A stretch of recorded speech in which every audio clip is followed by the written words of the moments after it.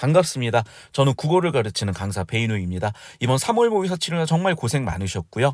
해설 강의는 고등학교 1학년, 2학년, 3학년 전체 해설 강의가 주말 정도까지 모두 업데이트가 될 예정입니다.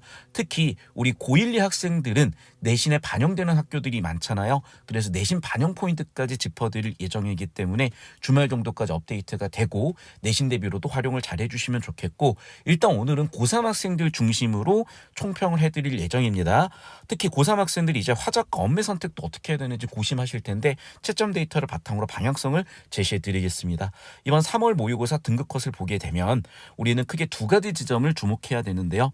첫 번째는 최상위권 변별률이 높아졌다는 점이고, 두 번째는 화작과 엄매 어떻게 선택해야 되는지인데, 일단 EBS 데이터를 바탕으로 원점수 차이가 3점 정도 난다는 거 보이실 겁니다. 화작 선택 학생들이 손해를 보는 느낌인 거는 매년 그래왔으니까 이 내용에 대해서 어떻게 대응하셔야 되는지는 제가 추후에 자세히 설명드리도록 하고요. 아무래도 원점수 자체가 엄매 기준으로 1등급 컷이 84점 나왔다는 거는 학생들은 상당히 어렵게 느끼셨을 가능성이 높습니다. 이게 보통 80점 후반 또는 90점 초반에서 형성이 되면 그래도 조금 어려웠다 정도로 느끼는데, 지금 80점 초반이 형성돼 버렸잖아요. 그러니까 학생들이 상당히 어렵게 느꼈을 가능성이 높고, 문제는 그렇다 하더라도 수학을 더 어렵게 느끼셨더라고요. 특히 이과 학생들 최상위권 변별력을 갖는 게 수학이기 때문에 소리하지 않아야 되는 건 맞는데 하반기로 갈수록 국어 변별력이 커지거든요.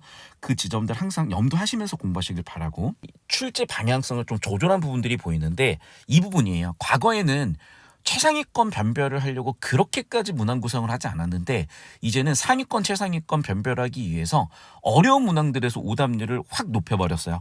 그러다 보니까 어떤 차이가 오게 됐냐면, 작년 3월 기준으로 오답률 탑5 문항의 평균 정답률이 48%였어요. 근데 올해 같은 경우에는 36.6%로 정답률 하락이 11.4%포인트 내려갔거든요. 그러니까 최상위권 변별력은 훨씬 갖추게 됐고, 실제로 최상위권이 예전보다 훨씬 더 촘촘하지 않게 좀 벌어졌을 겁니다.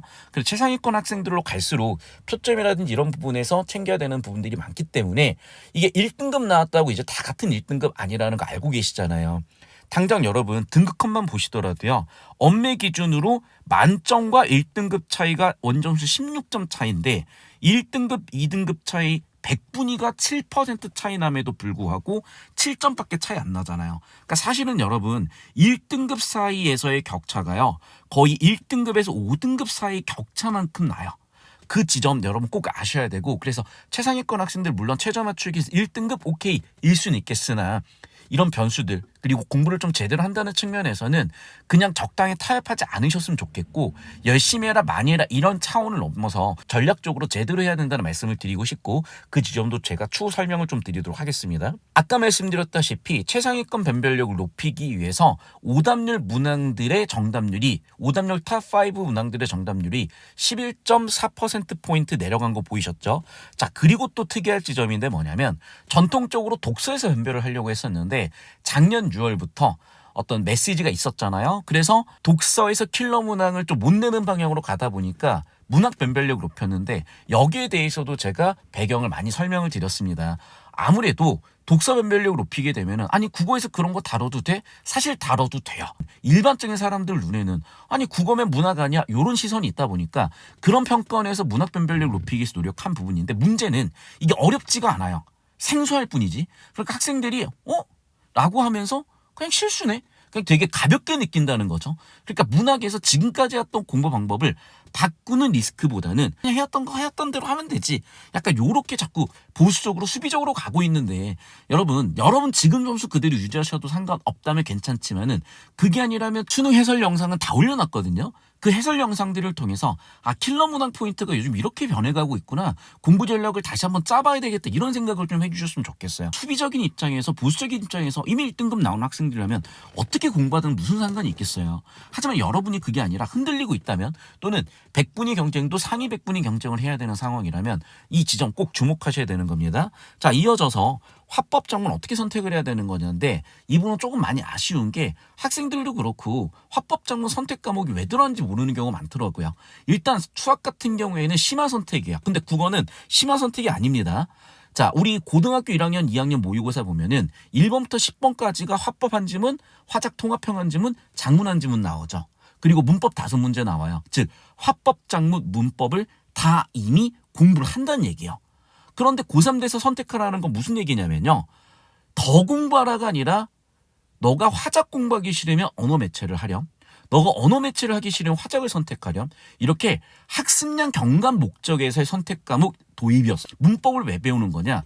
자, 가해자가 피해자를 때렸다와 피해자가 가해자를 때렸다. 주어 목적어가 바뀜으로써 완전히 가해자 피해자가 바뀌었죠. 즉 이렇게 문법에서는 문장까지에서의 정보 간의 논리 구조를 잡는 요걸 가르치는 거고요. 화법, 작문, 매체는 문장이 넘어가는 수준에서의 논리 구조를 가르치는데 과거 시험들이 그냥 내용일치 수준의 문제들이었던 거예요.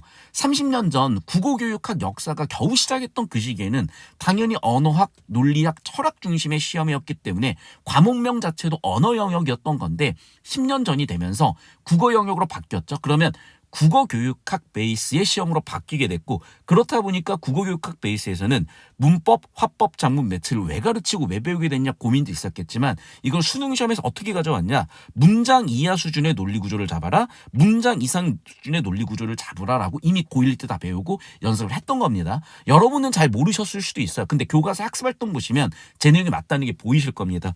자, 그럼 문학은 왜 배우는 거냐? 인간은 감정도 있고 이성도 있잖아요. 그럼 감정 처리도 잘하는 방법을 배워야 되지 않겠어요?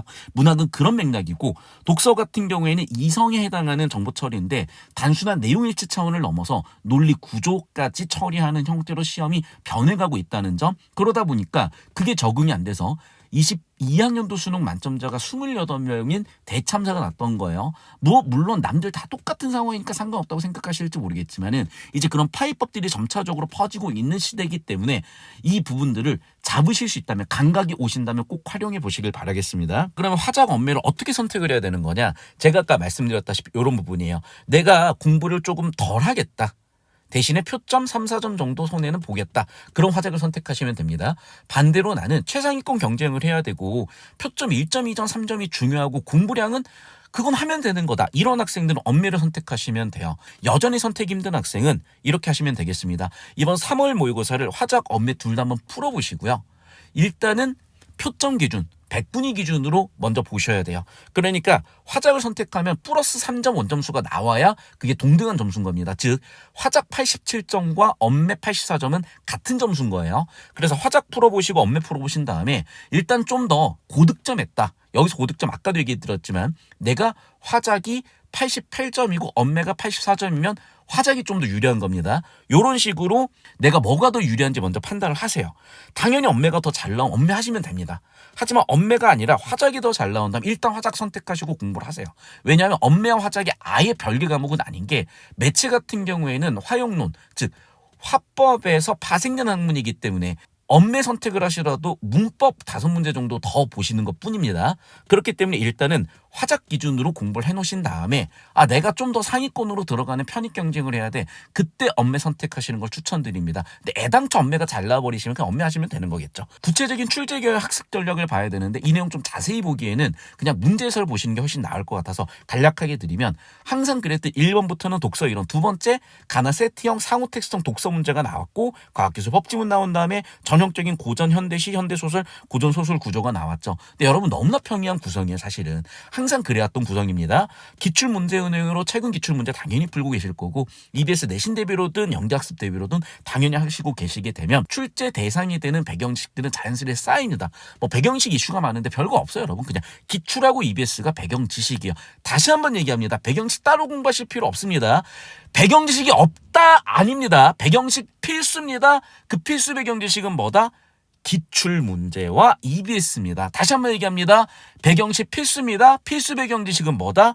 기출문제와 EBS입니다. 자, 그러면 기출문제 EBS가 필수 배경식을 어떻게 작동하는지는 제가 뒤쪽에다가 이렇게 이 유튜브 다 올려있어요, 여러분. 그러니까 보시면 되는 거라서 이거 활용해 보시면 방금 제가 얘기한 그 느낌 보이실 거고. 자, 다시 돌아와서 기출과 EBS는 어쨌든 학습을 하실 건데 단순히 정답 고르고 왜 답인지 오답인지 고르는 요 차원을 좀 넘어가셔야 돼요.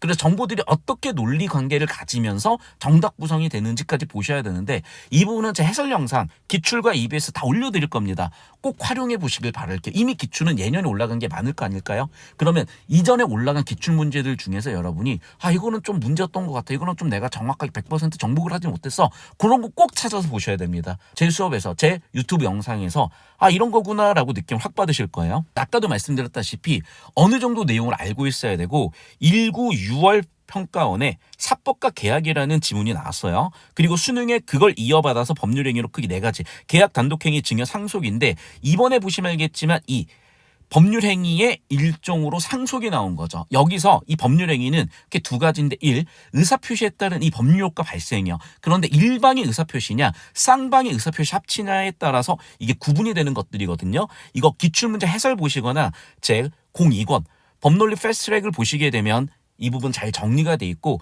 유튜브 해설 영상 그대로 올라왔으니까 꼭 활용해 보셔야 됩니다. 그러면 제가 항상 강조하는 그리고 평가원이 강조하는 기출문제 능을 내겠다, EBS 연계하겠다 이 흐름이 제가 방금 세팅해드린 이 흐름이면 올해 3월 학평까지 보이실 거예요. 이게 왜 중요한 거냐? 3월 학평에서 끝나는 게 아니라 6월, 9월 수능까지 이어지기 때문이고 내년 수능, 내후년 수능까지 이어지기 때문에 이 흐름 꼭 잡아보시길 바라겠습니다. 자, 제가 아까 말씀드린 대로 결국에는 나올 문제들이 나온 거거든요. 자, 킬러 문항으로 문학에서 변별률 높인다고 했었죠. 자, 이거는 절대나는 후보가 높은 게 아니라 학생들이 지금까지 풀어보지 못했던 유형이 나오기 때문에 문제라는 겁니다. 그래서 문학 비평 교육을 대비하기 위해서 제가 080 킬러 문학 그리고 과학기술 이번에 또 어렵다고 느꼈던 학생들은 사실 어려울 게 없어요. 이미 다 패턴화됐고 정형화됐기 때문에 그냥 다루시면 되는 거고 기출문제 그 흐름대로 잘 정리해보시면 되시는 거거든요. 그게 11권 과학기술 패스라고 정리가 되어 있고 아까 얘기 드렸던 가나 세트형은 논리철학 지문에 대한 세팅인데 제가 작년부터 주장하고 되게 주목하는 부분이 논리철학에서 난이도 있게 나온 학생들 되게 괴로워지는데 그 부분을 올해 다룰 확률이 작년에도 주목하고 있었기 때문에 올해 3월에 나왔다는 거는 이게 되게 우리가 다시 한번 주목할 지점이라는 겁니다. 그래서 법논리철학 패스트트랙인데 이 부분이 작년부터 출제 트렌드가 좀 변했어요. 올해 3월, 6월을 보고 나서 제가 법논리철학 패스트트랙 지금 시즌2 파트 2를 다시 한번 구성해서 올려드릴 예정이니까 이거 잘 활용해 보시면 좋겠습니다. 자, 제가 수업을 나가는 지점들은 전국 7대 학군 중에 목동, 서초, 분당을 제외한 전체 학군들이 나가고 있고 대치는 대치강 그리고 대전은 문해전 학원 그다음에 대구는 대구포엠과 신월성에 있는 연세카이 학원 부산에서는 부산포엠 출강하고 있습니다. 각각의 학원들에 문의 주시면 좋겠고 블로그나 유튜브에서 제 이름 베이노구 검색해 보시게 되면 이번 3월 모의고사 해설 강의 라이브로 보실 수 있는 링크라든지 라이브로 된 거는 다시 편집해서 또 녹화 영상을 올려드릴 테니까 내신 대비로든 수능 대비로든 잘 활용해 보시면 좋겠습니다.